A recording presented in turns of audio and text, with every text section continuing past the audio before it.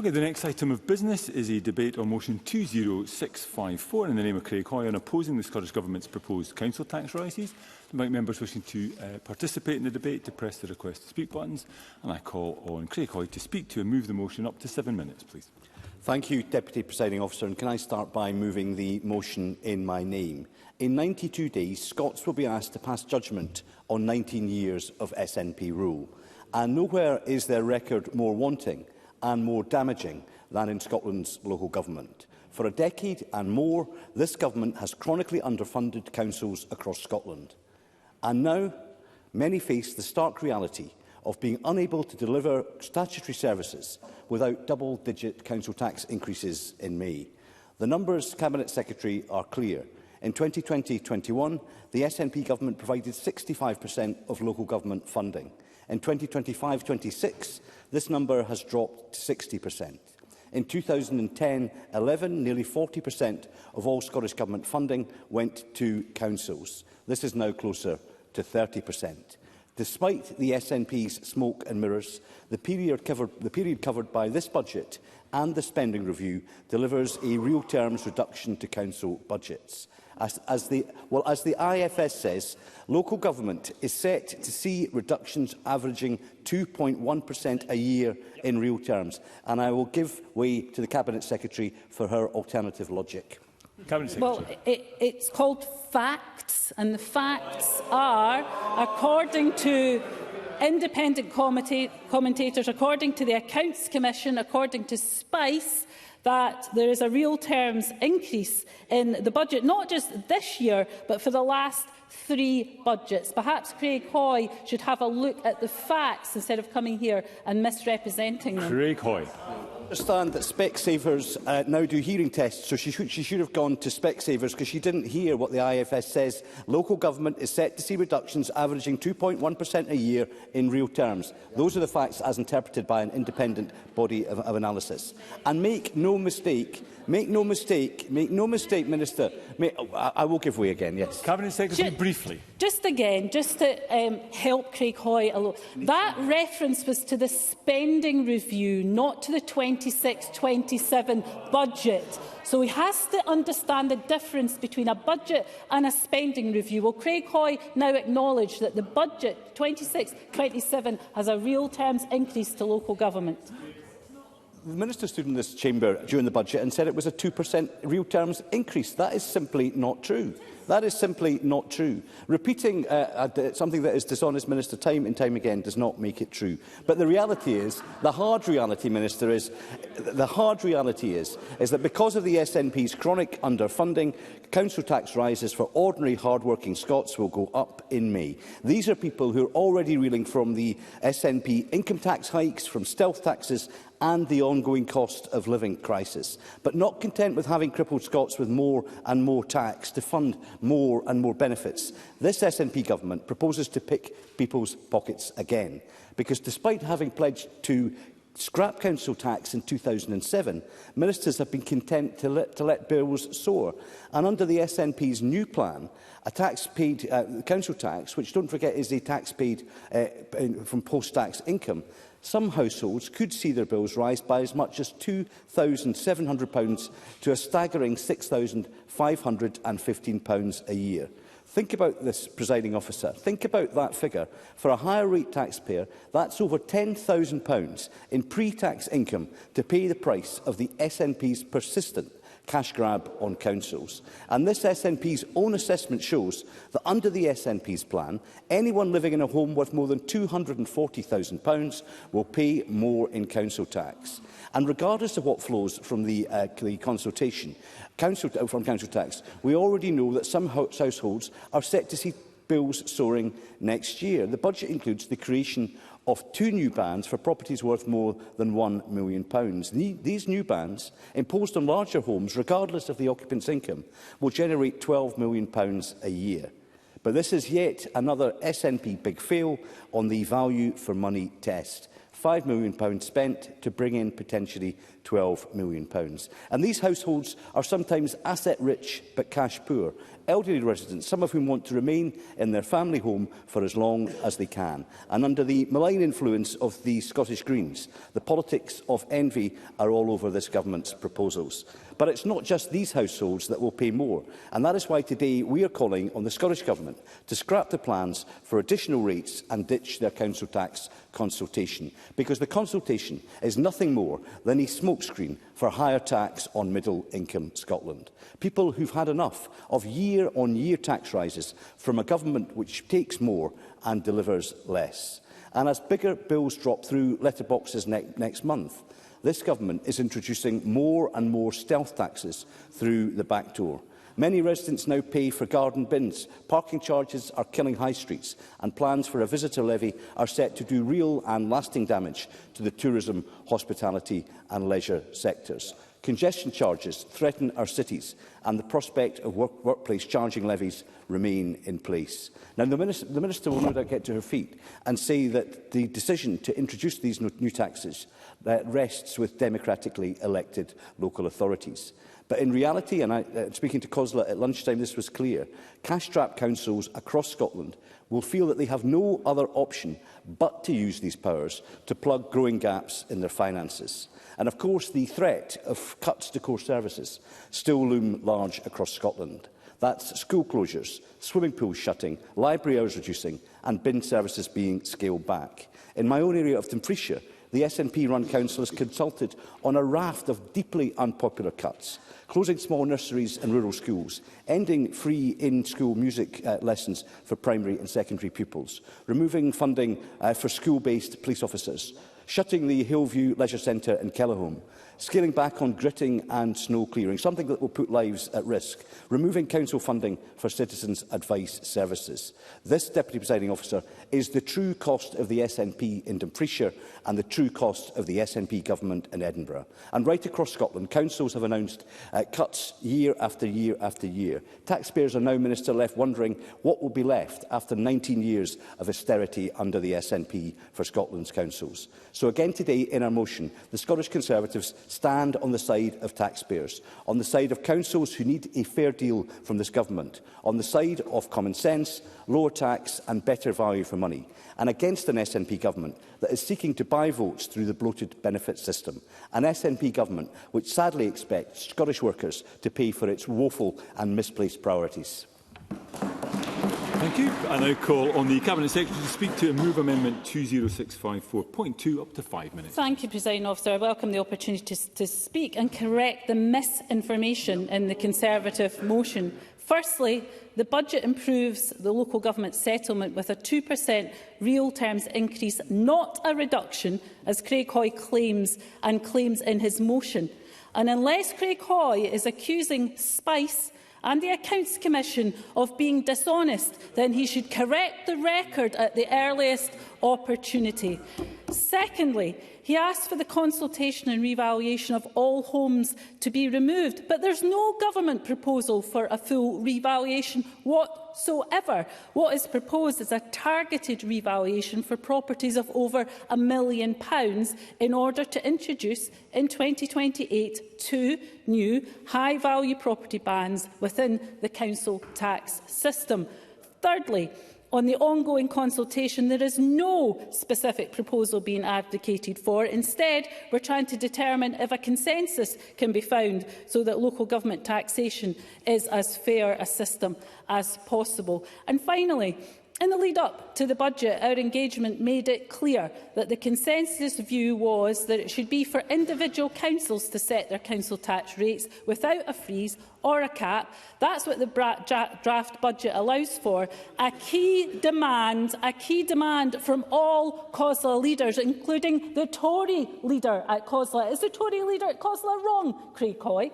Through the Chair, Craig Hoy. Well, having spoken to COSLA today, I don't think the government should be lecturing anybody else on their relations with COSLA, which I think to say they are strained between the Scottish Government and COSLA at the moment, which of course is SNP-led. But if the Minister is content that this government funding is reasonable, and the First Minister is saying that council tax increases should be around 3%, why did COSLA tell me today that most councillors are considering increases of 8, 10 or 12%? Cabinet Secretary. We have provided a real terms increase to local government, and we have made sure that funding is flexible. If Craig Hoy is suggesting there should be some unspecified additional funding for local government, he should say how much and where it's coming from. Until he does that, he will not be taken seriously on this issue. I appreciate there's an election on the horizon, Presiding Officer, and that the Conservatives are flailing about trying to use whatever desperate tactics they can to try not to end up in 4th or 5th place. But while they appear happy to abandon any dignity, I would ask that they correct the record for the inaccuracies that they have brought to the Chamber today. The consultation Mr Hoy refers to closed last week and is part of a jointly agreed programme of engagement between the Scottish Government and COSLA to inform discussion and build consensus. And importantly, the consultation was underpinned by robust evidence with independent analysis from the Institute for Fiscal Studies I know Craig Hoy is keen to quote from. That analysis and our consultation did not recommend a single solution. Instead, it modelled a number of illustrative options and examined their potential impacts and how affordability could be protected. All of the options modelled were designed to be revenue neutral at a national level, meaning they would not increase the overall amount of council tax raised across Scotland. This government is clear that any reform must be fair. The motion also raises concerns about funding without, of course, ever saying how much more the Tories think should go to councils or how they'd pay for it, given their call for £1 billion of tax cuts. And, of course, we know that it is just back of a fag packet stuff. The fact is that the local government finance settlement has increased by 5 The fact is that the local government finance settlement has increased by £5.5 billion between 2013 and 2024 and 26-27. That's a 54.6% increase, or 7.3% in real terms, delivered in the face of years of Tory austerity. Indeed, as recently as the 16th of January, Spice confirmed that the past 3 budgets have all included real terms increases in the local government revenue settlement, and I mentioned the Accounts Commission earlier on. Finally, Presiding Officer, I want to distinguish clearly between the wider council tax reform and the targeted policy announced in the Scottish Budget to introduce new council tax bands for the very highest value homes worth over £1 million, which some have called a mansion tax, a principle I would hope that Labour will support, given its similarity to proposals from their own UK government. This measure will affect fewer than 1% of properties and seeks to address fairness at the top end of the system, where some multi-million-pound homes currently face bills not materially different from far more modest properties. If the Tories want to defend that, then good luck to them. So, Presiding Officer, I am happy to move the amendment in my name. Thank you, Cabinet Secretary. I now call Michael Manna to speak to move Amendment 20654.1. Up to 4 minutes, please. Thank you, Presiding Officer, and I do move the amendment in my name. In 2007, a fresh-faced Finance Secretary by the name of John Swinney was entrusted with delivering the SNP's election promise of scrapping the council tax. Instead, Mr Swinney imposed a succession of council tax freezes and decimated local government funding across 2 decades. The result for local government and vital services that they provide in communities across Scotland has been ruinous. The cuts, which councils of every political stripe have had to mete out, are the direct result of John Swinney's centralising instincts, slashing council budgets and ring-fencing funds to tie councils' hands. Make no mistake, the parlous state of local government finances lies squarely at the feet of John Swinney and this SNP government. And the reality of the SNP's chronic underfunding of local government is clear for all to see.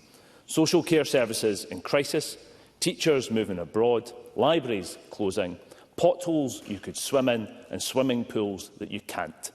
These cuts scar our communities. Lives are diminished, life chances limited, and vulnerable people are put at risk.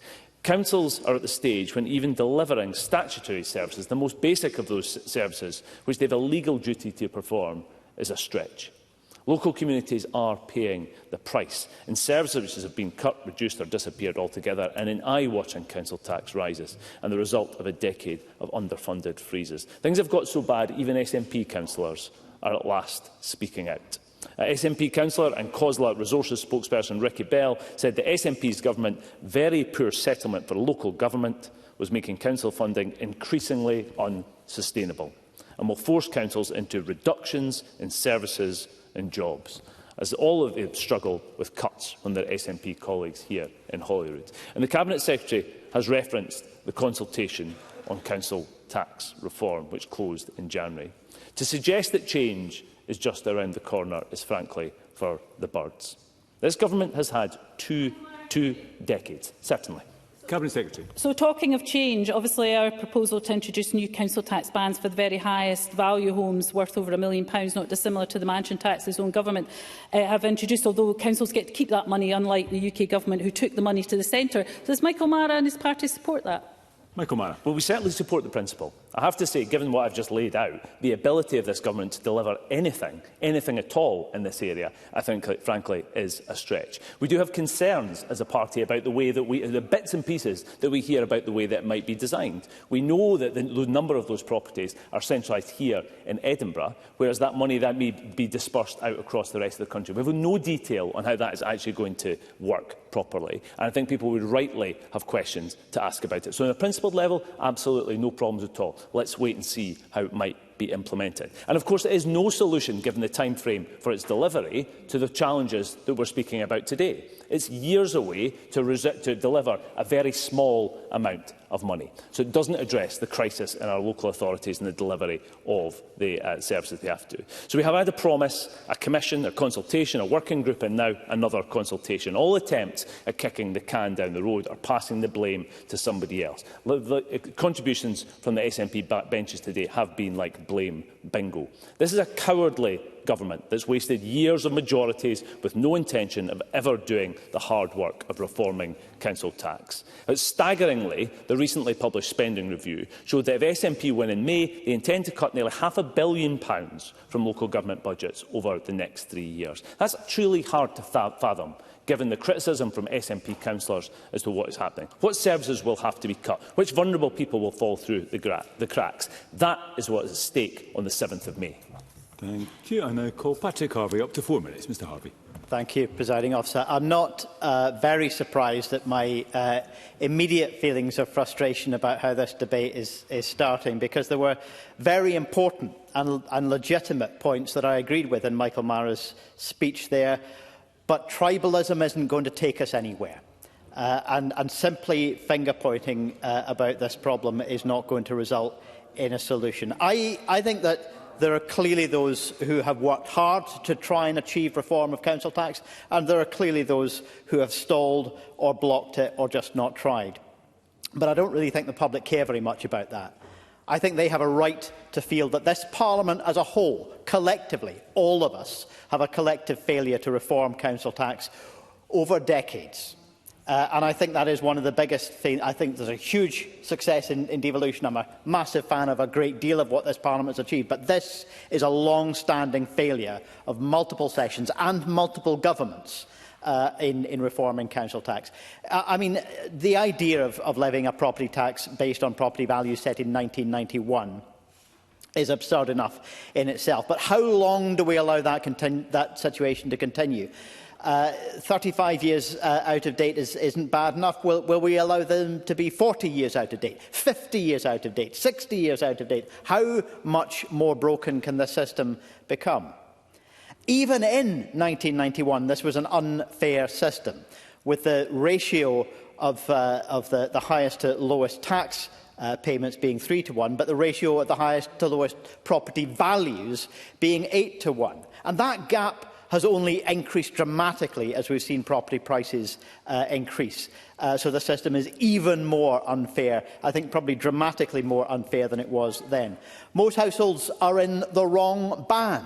We know that most households are in the wrong band. How on earth can we justify the continuation of a tax when we know most households, most taxpayers, are paying at the wrong rate?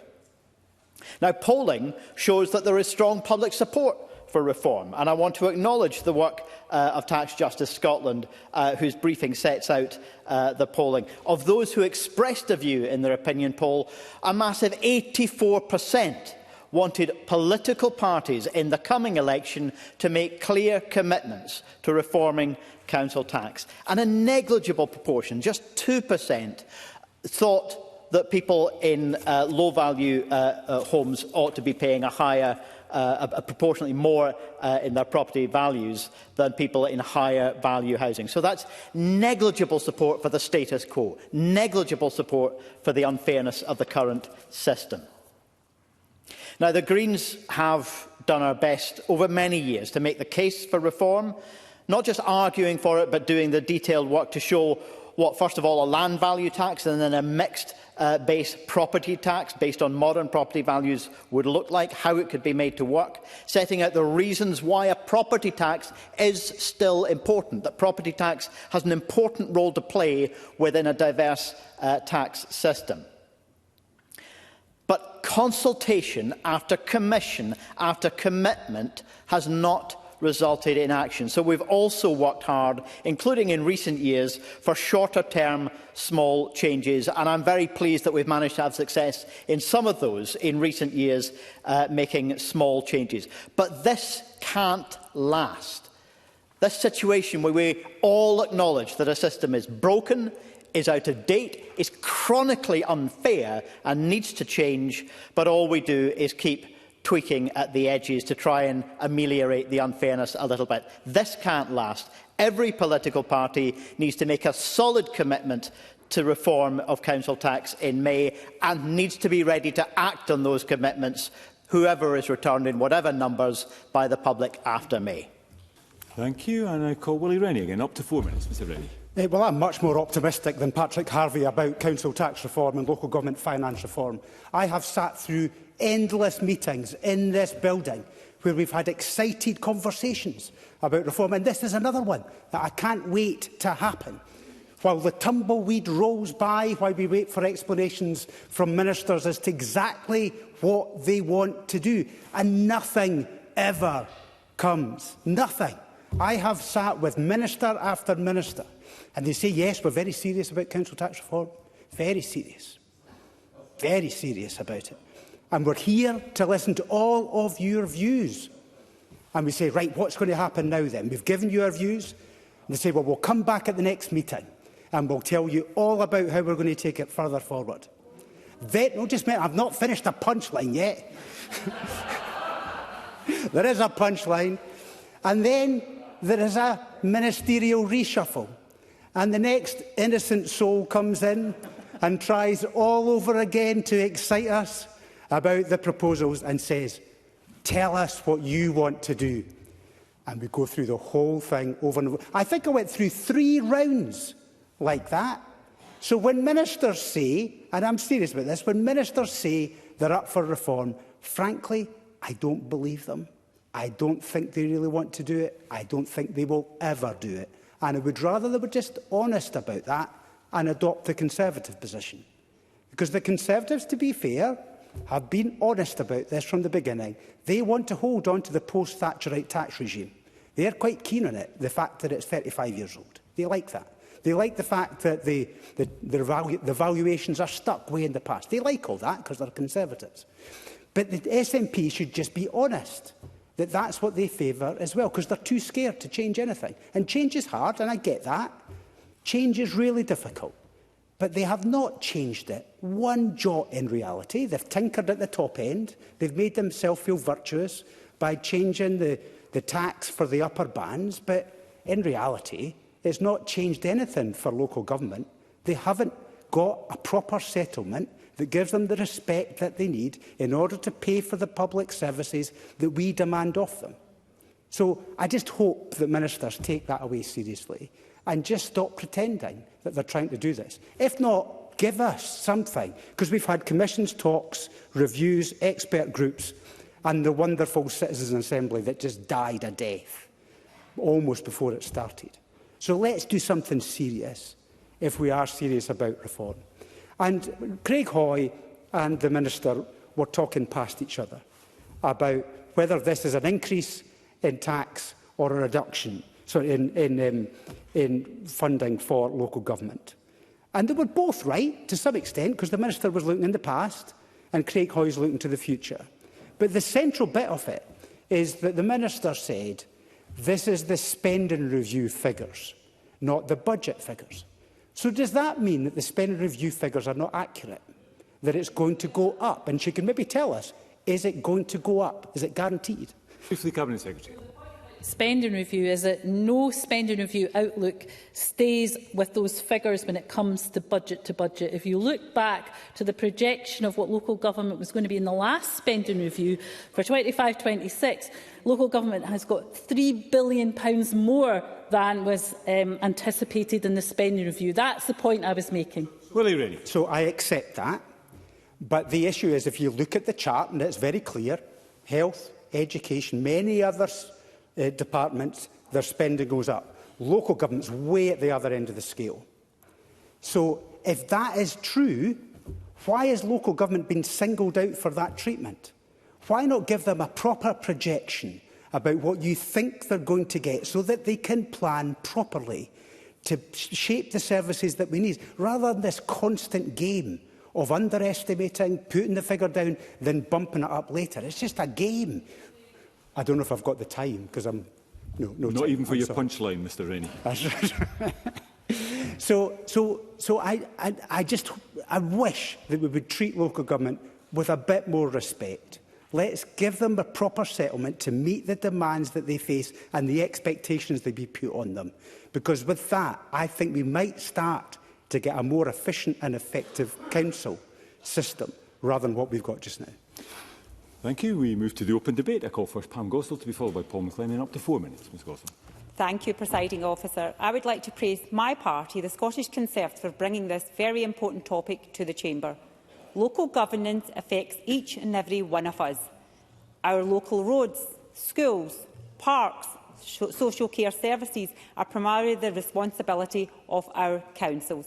However, 19 years of the SNP in power have led to a deterioration of our services, with our councils struggling for funding. Every year, the SNP are presented with a new opportunity to properly fund local government, but every year they seem to be finding any excuse not to. COSLA leaders have agreed that the settlement in the latest SNP budget fails to address the dire situation our councils are in. At the same time, the Accounts Commission has forecasted that Scottish councils are faced with a £528 million budget pressure.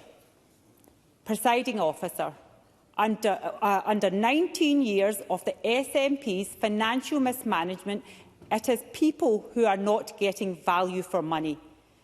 Scots are still somehow faced with crumbling local services and even paying more and getting less. I would like to take some time to speak about the state of public services in my area of East Dunbartonshire. East Dunbartonshire Council is faced with an £18 million budget gap, which is expected to become even bigger. Council budgets keep shrinking, while the SNP government keeps ring-fencing millions for certain projects that could have been used on priorities that the council see fit. And to make up for all of this, once again, East Dunbartonshire residents will be the ones paying the price. Last year, council tax increased by 13%, and as my colleague Craig Hoy said, anyone living in a home worth more than £240,000 will pay more in council tax under the SNP's plans. Under these plans, some households could see their bills rise as much as £2,700 to a shocking £6,515 a year. The SNP liked to play a good game when, on one hand, they are saying they are saviours of the cost of living crisis and helping people, but on the other hand, they are raising taxes. This is the money of hard-working taxpayers that the SNP is squandering on the wrong priorities. One would assume that services are getting better, but instead they are getting cut left, right and centre. Presiding Officer, when speaking to people on the doors, the #1 local issue that comes up is the state of the roads and of potholes. Another issue that frequently comes up is that the bin collection in Eastern Bartonshire has now moved to 3 weeks. This is especially worrying for big families and families with young children. Also, there is no money to tidy up the green areas such as parks, with children being exposed to needles and dog waste. And let's not forget the crazy idea of the SNP-run Glasgow City Council imposing congestion charges that will affect my constituents for even entering the city to visit a hospital, among other things. This simply shows that 19 years of the SNP's financial mismanagement extends beyond Holyrood and into our councils, with services being worse off now than they used to be. Presiding Officer, public services and local authorities are in desperate need of fair funding settlement. I have to conclude, Presiding Officer. In closing, I cannot emphasise enough that people are sick and tired of the SNP's high taxes and high spending agenda. The SNP have already made Scotland the highest tax part of the UK, and they are most certainly now cannot be trusted with reshaping our tax system. Thank you. I now call Paul McLennan to be followed by Davy Russell. Up to 4 minutes. Mr McLennan. Thank you, Presiding Officer. I'm glad to speak in this debate today. I was councillor in East Lothian from 2007 to 2022 and council leader from 2010 to 2012. Budget setting and decisions were always at a busy time. Priorities and tough decisions were always part of that process. I also remember at the time about the Christie Commission. That came out on the 29th of June 2011. I was council leader at that time. His report stated if we are to have effective and sustainable public services capable of meeting the challenges ahead, the reform process must begin now. And here we are 15 years later. It's a responsibility of all, as Patrick Harvey has said, in terms of that in this chamber today. The principles informing this are as clear then as they are just now. Reforms must be aimed to empower individuals and communities, and of course that's the responsibility of us all, not just in government but of local authorities. Public service providers must be required to work much closely in partnership to integrate service provision, and we must prioritise public expenditure on public services to prevent negative outcomes. And we must obviously work together to look at becoming more efficient. It's only 4 minutes, Mr Hoyle, my apologies. I took that challenge seriously as council leader. I worked with the then Labour-controlled council in Midlothian, and we proposed a combined education service. We worked with stakeholders in a formal consultation. This would have combined savings in millions of pounds. Along came a formal Labour-Tory coalition in 2012 and decided not to proceed at that particular time. Now, it's safe to say I think the recommendations of the Christie Commission have only been progressed on a limited basis. And again, that's a responsibility of us all in this place. I'm obviously aware of the work of Ivan McKee in public sector reform. The new Parliament must work together in a cross-party manner together to move forward this agenda. I do struggle a little bit with the Tory motion where it expresses a lack of confidence that the future of council tax current consultation will deliver fair and considered reform. This consultation seeks views on how Scotland's council tax system could be made more fairer and up to date. We have to judge at the time when the consultation responses are advised. Now, if the council tax is replaced, we need to ensure that council tax remains fair in the meantime. The new Parliament, not just the Scottish Government, needs to progress and prioritise council tax reform or replacement in the years. And that point has been made by Willie Rennie, it's been made by Patrick Harvey, but there's never been, and one of the key things, there's not been formal proposals from the Tories on this particular time. And I think in terms of the new parliamentary term, it's a challenge to the wall. There has to be mature, rational, pragmatic political discussions to do so. That's not in this place also, but in council chambers after the council elections in 2027. So we can't let the electoral cycle dictate pace of change. Local authorities' ability to raise monies are limited. We all acknowledge that. Council tax, it's a key one obviously. Fees, charges and services income, again, are a small percentage of that. Non-domestic rates. But the poundage is self-set by the Scottish Government nationally. And of course, the visitor levy. Councils have discretionary powers to introduce a levy on overnight accommodation stays. And there's other potential levies. And I find it a bit ironic when the Tories talk about choice, yet when we're talking about workplace parking charges, they are against that, not against the choice, against the local authorities to bring that forward or not. Local authorities can only raise between 15% and 20% of their income, only between 15% and 20%. The other source of funding is from central government.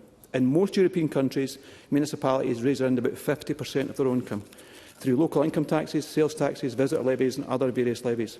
This gives more freedom to local authorities to raise funds, and this increases accountability to local authorities. Grant funding from central government needs to focus on securing agreed mutual national policy objectives. Presiding Officer, in conclusion, we need to get the Spirit of Christie Commission to look again at public sector reform. We need to use the refreshed political mandate in 26 and 27 to move ahead at pace. And the principle of allowing local authorities to raise more of their income, combined with joint national accountability, needs to be progressed. This will require brave, pragmatic politicians. That's what our electorates deserve. That's a challenge to us all. Thank you. Thank you. I now call David Russell to be followed by Sue Webber. Up to 4 minutes. Mr Russell. Thank you, Presiding Officer.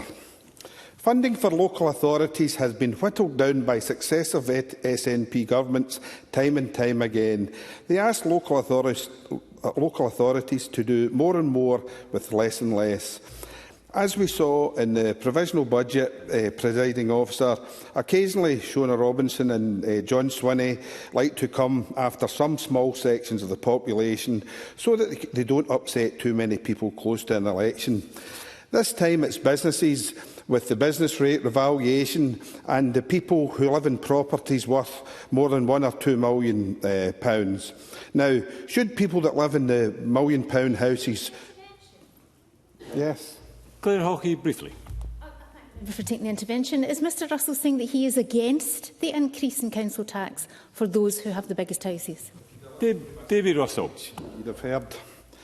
Now, people that live in the £1 million houses should pay their fair share, absolutely yes. But it will make it won't make much of a difference in local government coffers, absolutely not. It's an expected over £10 million a year, Presiding Officer. This is a drop in the ocean. It's actually 1 pence per person per day, which ain't going to change anything. This additional income should be used, if it reaches the projected amount, to create employment, upskill existing workforces, to allow them to get better paid jobs, rather than plugging holes created by mismanagement, e.g. the ferry fiasco or the Gupta Fort William Phantom Smelter, to name but a few. And taxes on businesses not based on profits but square footage is always going to end in tears in the way employers delivering the jobs that we need to bring down the number of young people aged between 20 and 24, not in education, not in employment and not in any form of training. All the while, the SNP are wasting money with their ever-growing army of civil servants. In real terms, the wage bills went up more than 90% since 2016, while local authorities have only seen an increase in 9%. No, I've got to keep going now. My constituents know that the funding has not been sufficient. They know that when their child's school is struggling to employ a learning support assistant, this is because the council doesn't have that funding available. When their pavement is crumbling away because there has been an underinvestment over the last 20 years in the general maintenance of the streets, Michael Mara is absolutely quite right. We need the next administration to take charge, take responsibility, stop passing the buck on to local authorities, expecting miracles while failing to deliver nationally, and we must create a sustainable plan for local government funding. Thank you. I now call Sue Webber to be followed by Jamie Hepburn. Up to 4 minutes, please. Thank you, Presiding Officer. The SNP proposals to shake up council tax in Scotland are yet another brutal raid on household finances, shifting even more pressure onto families and councils at a time when both are already under serious strain. Across Scotland, families are facing higher energy bills, rising food prices, increased mortgages and rent costs.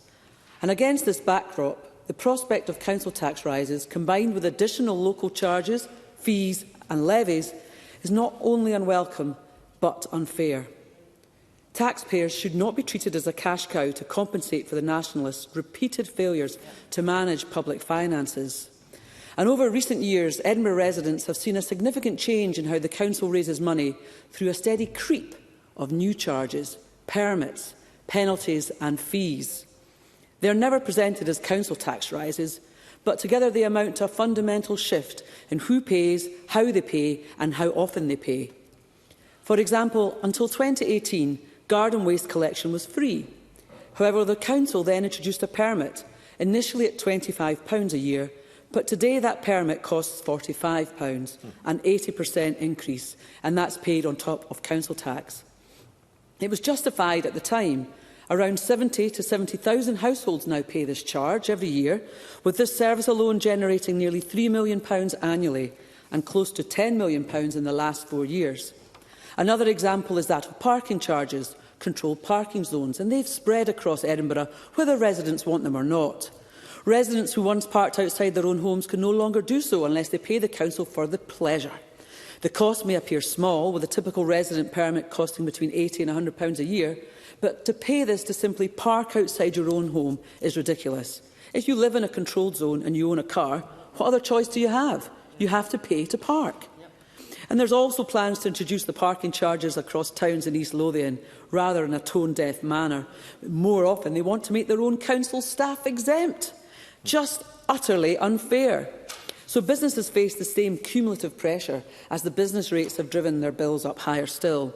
Add in the rising parking costs, waste charges, enforcement penalties, it's clear why so many small businesses feel squeezed out of the city. And let's not forget the punitive low-emission zones, with escalating penalties for entering certain parts of the city. A visitor levy, effectively a tourist tax, is planned next, and it's been pitched as a solution to every budget pressure in the capital. The tourist tax will pay for this, the tourist tax will pay for that. Everyone is queuing up for a bit of the cash, and everyone pays, not just the tourists. Someone from Linlithgow staying overnight in Edinburgh would pay, and as would I, an Edinburgh resident, if I fancied a night in the city. I already live and pay the council tax for the city. Each one may have a tangible benefit and a rationale to those choosing to introduce them, but taken together, they represent a shift away from transparent collective funding towards piecemeal charging, where residents pay repeatedly, quietly and often without choice. That's what stealth taxes look like. They are harder to see than a single tax rise, but they are felt every day on the high streets and in households across Edinburgh. And central to that problem, the cause of that problem, is the long-term underfunding of local government by the SNP. This has left councils facing impossible choices between cutting vital services or increasing local taxes. From social care to road maintenance, everything is under strain. We recognise that council tax is not a perfect system. However, any reform must be fair, proportionate and rooted in economic reality. The current consultation does not meet that test, Presiding Officer. Instead, it risks creating further instability and anxiety. It should be withdrawn and let councils be funded properly so they can protect essential services and deliver real relief for households. Thank you. Thank you. We now come to the final speaker in the open debate, Jamie Hepburn, up to 4 minutes. Thank you very much, President Officer. I want to begin, first of all, looking at the work that is being undertaken and has been committed to looking at council tax reform. I think it's important to place in context that work is not being undertaken solely from the centre without recourse to engaging with others. It's been pursued in partnership with local government through COSLA, through engagement with local authorities, even more crucially, I think, through engagement with the public, through enabling them to submit their views on how to reform council tax. And I think that's a perfectly sensible way to do things. I think we should be able to take informed decisions by that process of consultation. Mr Hoy's motion seems to view consultation in itself as being somewhat of a concern. I think there's nothing wrong with engaging in that process of consultation. Indeed, members may recall, though I'm increasingly aware there are few and fewer of those of us who were in Parliament at that stage, but members may recall that in 2015 a cross-party commission on local tax reform was created, bringing together voices from the Labour Party, the Greens, the Liberal Democrats, my own party, the Law Society, Citizens Advice Scotland, the Joseph Rowntree Foundation, the Institute for Society and Social Justice Research, the Chartered Institute of Public Finance and Accountability, also informed by nearly 4,500 members of the public contributing their views through the process of consultation. I should say, of course, the Conservatives did then what they're doing now. They're abdicating any form of responsibility for engaging with the process to come forward with their ideas because they refused to take part in that commission. And we should remind ourselves that alterations to council tax were made as a consequence of that commission. There were changes to the ratios of the upper bands of council tax. The work being undertaken now, I think, flows directly from that work. I'll give you briefly, of course. Briefly, Patrick Harvey. Grateful to the member. Very briefly, does he at least acknowledge that that commission agreed the council tax must go, it must end, and that did not happen? Jamie Hepburn. Yeah, I recognise there were wider conclusions from that process, and again, I think there's nothing wrong with that process of engagement coming forward with ideas. I think the big challenge we have faced is trying to get any form of consensus in this place, and I see he's rising to his feet, and I'll maybe give way to Mr Mara in a minute, but he was taking us even further back to 2007 when he is correct. There was a commitment to try and take forward the abolition of the council tax by my party. It wasn't possible because every other party in this place stood in its way, and that's one of the challenges we face in trying to reform local taxation. I'll give way one last time to Mr Mara. Briefly, Michael Mara. I thank the member for giving way. He mentions the consultation in 2015. Was it not right that the SNP had a majority at that time? Yeah. Jamie Hepburn. Yes, indeed. Of course we did, but it's trying to take it forward by the process of consensus, and with respect, of course, it reported in 2015, just as we headed into another election, where unfortunately we didn't get a majority at that election. Of course, I look forward to securing one at this time, and I'm sure Mr Mara will be delighted that we'll impose our will in Parliament. He'll be delighted that we have a majority at that stage. But look, more seriously, I do think it is important that we have a balanced debate on this issue. There is nothing wrong with a government taking forward, in conjunction with others, the process of consultation to see how we can further refine council tax. I recognise there is a wider debate as to whether or not it is the most appropriate or best form of local taxation, but it is here now. And whilst it's here now, we should do what we can, as was done back in 2015, 2016, to refine it and make it fairer, and as is being done now with the changes for those properties worth over £1 million. I support that approach, and I'll be supporting the government's amendment this evening. Thank you. We now come to the wind-up speeches. I call first Patrick Harvey, up to 4 minutes. Mr Harvey. Thank you, Presiding Officer. Well, I used my opening speech to set out some of the arguments as to why council tax is fundamentally broken, unfair and needs to go. I'd like to use my closing speech to reflect on the motion and amendments. Now, it probably won't come as a surprise to anybody that I'll be opposing the Tory motion. The Conservative Party, in my view, are standing up for unfairness, refusing to recognise that low-value homes are overtaxed and the homes of the very wealthy are undertaxed.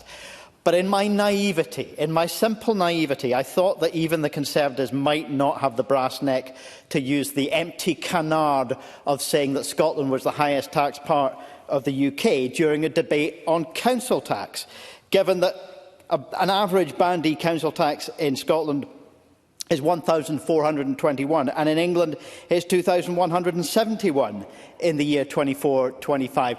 That's 50% more in England than in Scotland. As for the Labour amendment, just like Mr Mara's opening speech, there was much that I can agree with, and there's much in the amendment that I can agree with as well. But I'll set out why I can't support it. Local government funding is something that Greens have worked for many years to try and protect. Sometimes we've been more successful and sometimes less successful. I'll acknowledge that. But for goodness sake, couldn't Labour's budget vote this year have come with a price tag attached? Couldn't Labour have used their influence in this Parliament to say we'll only let the budget go through if a change to the local government funding settlement is implemented? And Labour, yet again, in another year, are offering the government the opportunity for the budget to go through without any amendments. That is an abdication of the responsibility that we all have to exercise the influence we've been given by our voters to try and achieve change. And the Labour amendment also talks about the long-term trajectory of local government funding. In truth, local government funding in England was cut by the UK government between 2010 and the end of that decade by 40%. 40% cut in central government funding to local councils in England. Now, the situation in Scotland is not what I would wish it. It is far from perfection, but it is nothing like the brutality that's been seen south of the border. And finally, Labour talk about seeking consensus, building consensus. And I say again, that's on all of us. All of us. It's not something which we can point the finger at the government and say, you haven't built consensus, because that's not what consensus means. And consensus, this place of the word consensus is something I want to bring into relation with the government amendment, because there's a reason I won't be voting for that either. The government amendment is clearly a big... well, I'll be abstaining, to be clear, on the government amendment, because I'll allow it to go through, because it is a big improvement on the Tory motion, unquestionably. Of course it is. And on the point of local control, I agree with the words that are in the motion. It is a little hard to swallow after those many, many years when central government in Scotland capped council tax and disrespected the principle of local control. Most recently, in a way which broke agreements not only with my own party, but an agreement with local government on which the ink was barely dry when that council tax cap was imposed. But also this point of consensus. I implore the government to accept, and other parties, it's not coming. We're not going to have consensus on this. Very clearly from those in the chamber today, and very clearly from those who may be in the chamber after this election, we're not going to get consensus. Don't hold out for that. What we need is a majority in Parliament to achieve fundamental reform and the political will to do it. A majority in Parliament. Let's not kid ourselves that consensus is coming on this. Thank you. I now call Mark Griffin. Up to 4 minutes, Mr Griffin. Thank you, Presiding Officer. I think what this debate has highlighted is that Scotland's councils are under pressures, created not by a single year's decisions, but by nearly 2 decades of sustained underfunding and centralisation by this government. Now, I think Scottish Labour's amendment reflects that reality. Local services are at risk because of political choices that have weakened local democracy and stripped councils of the resources and flexibility they need. Councils have faced year-on-year real terms cuts, rising responsibilities without rising match funding, and a steady erosion of their ability to respond to local needs and priorities. This Scottish Government speaks of empowerment, but the lived experience for councils has been less autonomy, more directed spending and an ever-tightening grip from the centre. The Accounts Commission's latest bulletin reinforces that. Ring-fenced funding is now at 24%. Council debt has risen sharply. Usable reserves have fallen. 16 councils relied on unplanned reserves last year, and despite delivering around 90% of planned savings, a third of councils still overspent their revenue budgets. Now, these are the consequences, the direct consequences of long-term underfunding, and they are being felt in every community, every high street, every town, every village and every city in Scotland. And against that backdrop, the government has brought forward council tax proposals that are unclear, low impact and years away. Now, as Michael Mara said, we support those proposals in principles, but we've also asked very basic questions about those plans. How many households would be affected? How much revenue would be raised? How the revaluation would work? And the government couldn't answer. Spice confirmed that fewer than 1% of homes would be affected. The plan would raise only 12 to 16 million a year, which is around 2% of last year's funding gap. And the revaluation needed to deliver it will cost roughly £10 million. The legislation will not even be introduced until 2027, with implementation in 2028. Now, that just isn't reform, it's delay disguised as action. What Scotland actually needs when it comes to funding local services is leadership. Leadership that has been lacking over the course of the last almost 20 years, even with majority and almost majority governments. The answer is consultation after consultation, commission after commission, no real leadership on the reform of council tax. Now, a Scottish Labour Government will deliver a credible, progressive council tax reform, provide sustainable long-term financial settlement and rebuild a genuine partnership with local authorities based on respect and shared purpose. Scottish councils are the backbone of our communities. They deserve better than sustained cuts and consultations. The motion from the Conservative Party, I think, identifies the symptoms, but the amendment in the name of Michael Mara identifies the cause and the way forward. Thank you, Presiding Officer. Thank you, Mr Griffin. I now call Ivan McKee. Minister, up to 5 minutes, please.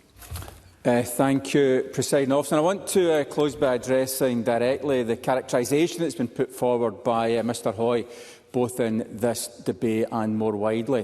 What has been described as a tax grab is, of course, in reality a process of evidence gathering and public engagement that is now concluded.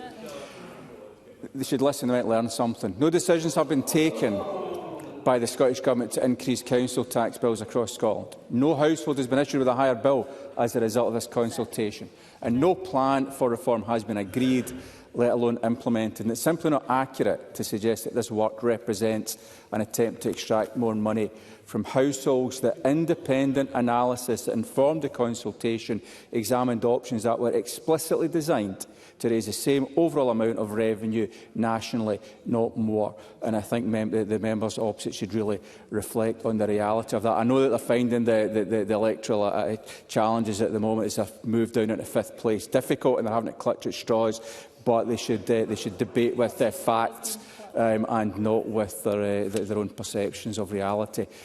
That analysis also looked in detail at affordability, at who might be affected and at how protections could be built in to prevent sudden or unmanageable changes. I'll give way to Mr Hoy.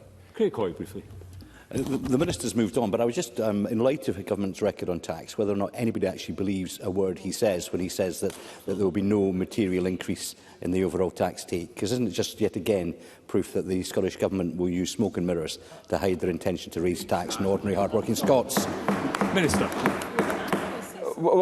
Actually, I said what exactly said. Explicitly designed to raise the same overall amount of revenue nationally, not more. Mr Hoy suggests that households have been singled out to pay for wider public spending pressures. In fact, the purpose of this work has been to look carefully at how the system operates, how it distributes liability and whether it does so fairly. Illustrations were revenue neutral so as not to increase the overall burden on households. And it's also misleading to imply that councils have been ignored or undermined in this process. The programme of engagement has been undertaken jointly with COSLA, reflecting a shared recognition that any discussion about council tax must take account of local government's role, responsibilities and financial sustainabilities. And annual funding decisions, including support for councils, are rightly addressed through the budget and fiscal framework, not through structural reform of council tax. I just want to take a minute to reflect on some of the other contributions we've had. On the Tory benches, often we get on the Tory benches, we've had it again this afternoon, some calling for spending increases, others calling for tax cuts. But Pam Gossel managed to get both of those into the same speech, which was interesting to hear. And Sue Webber makes some comments on council funding without recognising the fact that I think 5 or 6 councils went bust under the Tories down south. And as Patrick Harley rightly pointed out, in the 10-year period when they were in office across the UK, council funding in England was cut by 40%. And at the same time, council tax bills ended up, as there now are, £600 higher, more than £600 higher for Band D in England than they are in Scotland. So I think the Tories should reflect on that when they're commenting on in this debate.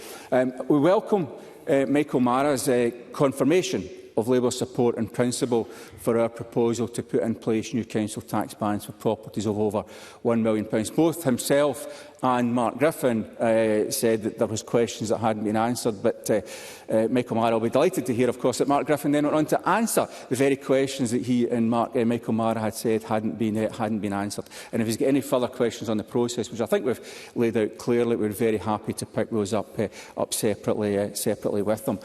So finally, Presiding Officer, it's important to recognise that this Parliament has not been asked to endorse a particular reform, nor to approve any full-scale revaluation, nor to agree changes to council tax bans.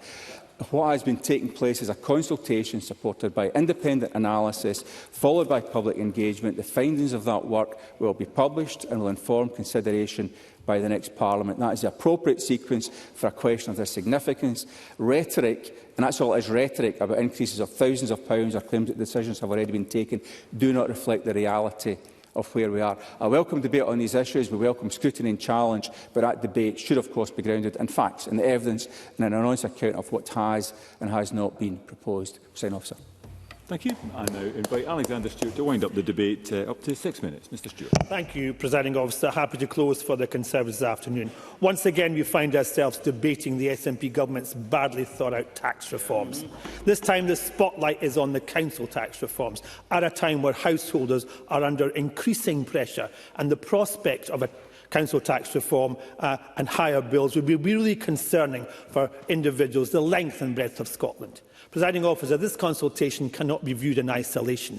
It must be considered alongside years of real-term cuts to local government funding. But absolutely. Cabinet Secretary, briefly. It's actually real terms increase in funding. But I wanted to ask Alexander Stewart a question about how does he square what he's saying with the fact that council tax bills in Scotland are on average for a Band D property £600 lower than in England, where his party presided over the huge increases in council tax. How does he square that with what he's saying? Alexander Stewart, I thank the Cabinet Secretary for the intervention. The Cabinet Secretary is not looking for like when you're looking at these. We on this side of the chamber, we reflect on what the Fiscal Commission says and the Fraser Andover Institute when they tell us that this government is not giving enough funding to local government per se.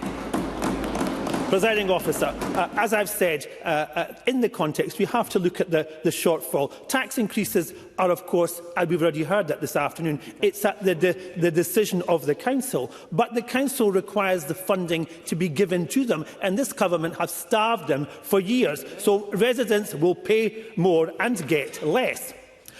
We've already heard that the average tax increase last year was about 9.5%. And in my own region of Mid-Scotland 5, we saw a staggering 13% put forward by Clackmannanshire Council, which is run by the SNP, and they're even talking about this year of having another funding gap of £7 million. Stirling Council, a gap of £12 million. So councils the length and breadth of Scotland are being squeezed. COSLA has also highlighted that the latest Scottish budget delivers a poor funding settlement for local government. A poor funding settlement. The Fraser Vallance Institute has indicated that the average bill will have to rise by 8% this year alone to stay where it should be. Therefore, the government itself are not putting anything forward. They are shortchanging and continue to shortchange local government and councils across Scotland. One way of dealing with this would be to secure a guaranteed share of the Scottish budget. We've been saying that for a number of years, and the Fraser Vallance Institute has also indicated that a decrease in funding will continue. We first talked about local government funding many, many years ago and talked about that being done. We're still talking about it today. Now, we've heard lots of contributions this afternoon. My colleague Craig Hoy talked about the devastation that councils have faced. Cuts on cuts on cuts, and that more people will receive more bills this year going up. Bills are going in the wrong direction. That's affecting hard-working families. That's affecting hard-working businessmen and women and hard-working individuals. The consultation should be ditched. We're happy to stand on the side of the hard-working taxpayer. We also heard from the Cabinet Secretary that any reform must be fair. Well, how is it fair, Cabinet Secretary, to hammer hard-working Scots? Michael Mara talked about the importance of the council tax freeze that has been forced on councils by this government on years, and that is undermining and underfunding councils year on year. Pam Gosell talked about it affects each and every one of it. 19 years of control of this SNP has had a devastating effect. £528 million pressures are being talked about. My time is limited. I may come back to it. Not at all. People are talking about having to deal with more, and that is a real issue for many councils. Thousands will have to pay more. In Dunbartonshire, Pam Gosell spoke about how that's going to happen. Sue Webber talked about the raid on householders within her area, that it's not welcome and it's not fair. Now, as I say, the Cabinet Secretary talked about a fair system. We don't have a fair system, presiding officer. That system isn't working. Edinburgh, Sue Webber spoke about the new charges, the penalties, the fees, and the permits. These are all having a massive impact on individuals, the length and breadth of her community. Parking charges outside your own front door, and businesses having to suffer from stealth taxes on them and continually a piecemeal charging. So, presiding officer, this SNP government insists on endless tinkering with devolved taxes, in the hope that it will fix some of the problems that they have created.